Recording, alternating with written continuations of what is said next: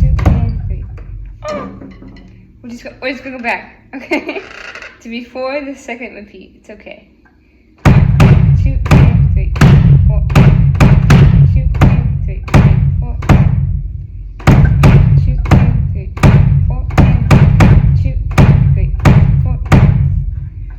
And 2 and no.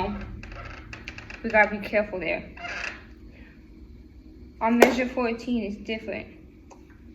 Remember, that's the one we're starting on next week? But to give you a little sneak peek, it's 1 and 2 and 3. And 2 and 3. And. So it just adds another 18th though.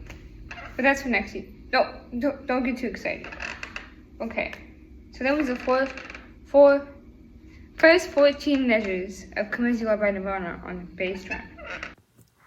Thank you guys so much for watching. I hope to see you next week on episode 6, where we break down more of the snare drum and the bass drum, and we add in the cymbal part of Come As You Are by Nirvana. See you all next week.